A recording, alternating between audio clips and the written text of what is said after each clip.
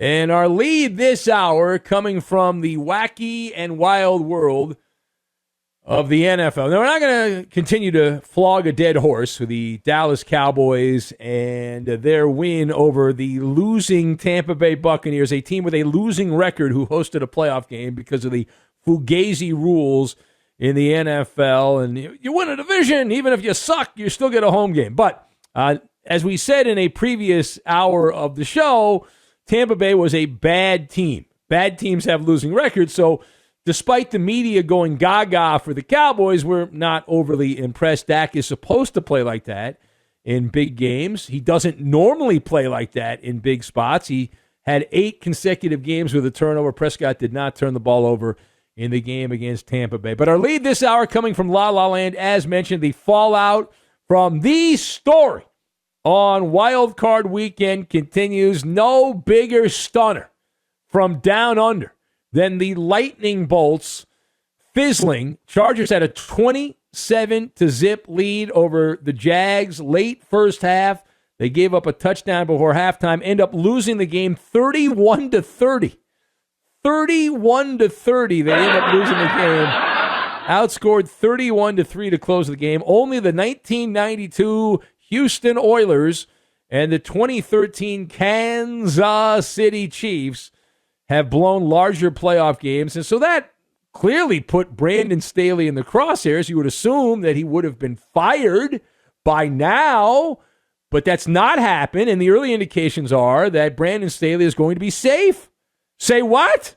Now, if you've not heard, and perhaps not, we are told that the winds of change are not likely to blow through Southern California. And the early indications are, as of this hour, Brandon Staley is going to be safe, that the Chargers are strongly considering doing the unimaginable, that they're going to keep the head coach.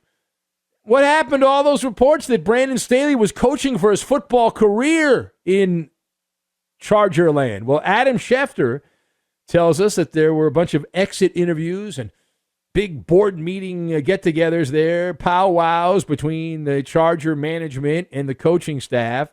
But the most likely scenario at this moment has the Chargers rearranging the offensive coaching staff but not changing the head coach, Brandon Staley. So let us discuss the question.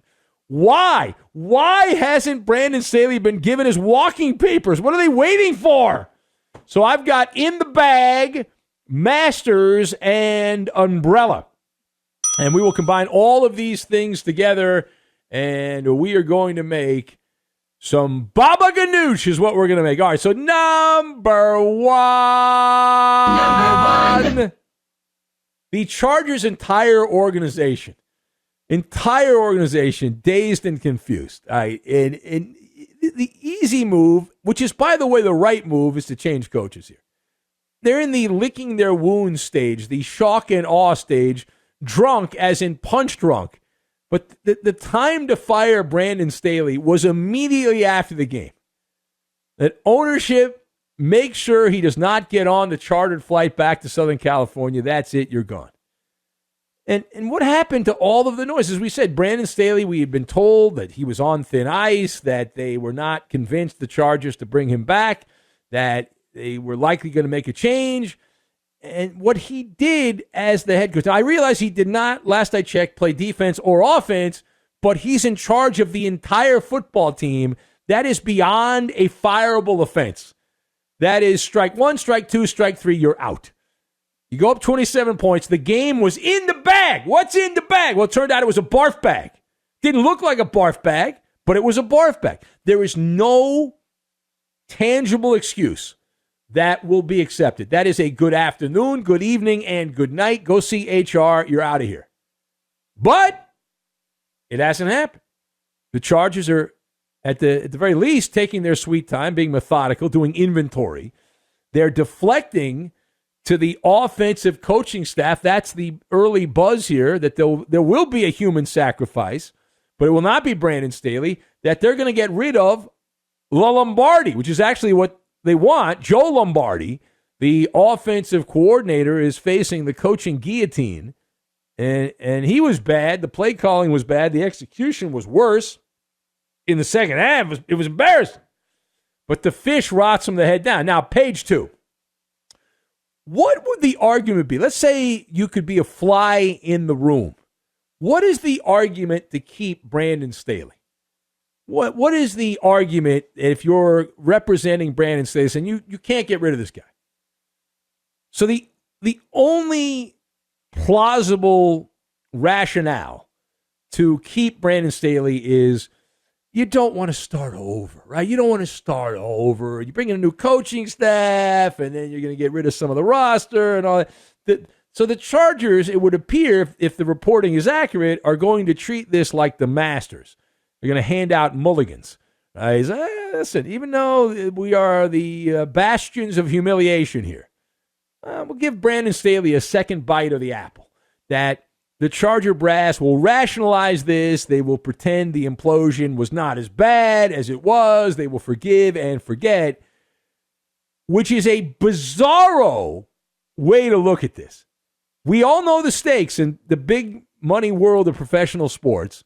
And when you lose a game like that in the modern era, you're supposed to lose your job. That's how that works. It's not like a real job loss where you have to go for unemployment. You get paid a lot of money. You live a good life. You go on vacation to Thailand or somewhere else, and you knock yourself out. Right? However, it is interesting to note, and I was fascinated by this, but the two biggest gags in playoff history, the very old 1990, early 90s, I think it was 92 Oilers with Jack Pardee, and the 2013 Kansas City Chiefs with Andy Reid, who had the two biggest choke jobs. Colts took care of the Chiefs, and the Buffalo Bills versus the Oilers in 1993, the postseason there after the 92 season. Jack Pardee was not fired. He actually lasted over another season in Houston before being undermined by Jeff Fisher. Sick and tired, going 7-9. Now, Andy Reid, we know his story. He is still coaching in Kansas City, but the difference is rather obvious that Andy Reid had a resume. He had the coaching pedigree. That was a horrible game for the Chiefs in that loss to Andrew Luck and the Colts, but you could fall back on Andy Reid and say, well, look at the resume. And so on some level, you can rationalize that even in the age of social media. Jack Pardee was in the days before social media, but Brandon Staley is 19-15 in his 2 seasons at the helm of the Chargers. And that electric company, not highfalutin and all that, not exactly the second coming of Don Coryell or even Bobby Ross for the Chargers at this point. And the injury bugaboo has continued to pop up. But that's not his domain. That's the training staff, and that's the doctors and the other people that can be blamed for that. All right, final point.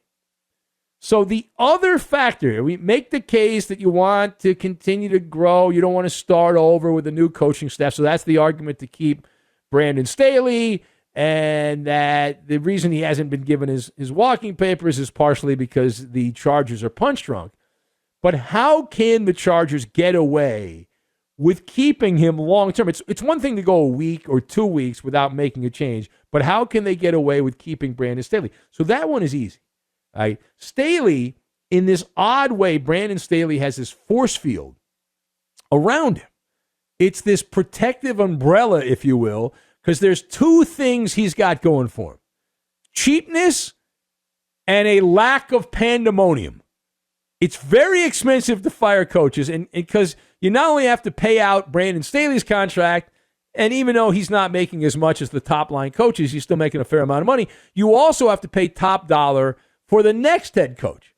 Otherwise, it's a lateral move, and why would you bother doing it? And so that makes this a dicey situation. The Spanos family, who's been in control of the Chargers since the San Diego days, is known as being penny wise and pound foolish, right? The bigger reason to keep Brandon Staley, rather than the money, and that's a factor. NFL teams make billions of dollars over the course of time. When they sell, they're worth more than the owner bought it for by a ton. But the biggest reason I can think of to keep Brandon Staley, no pushback, right? No pushback.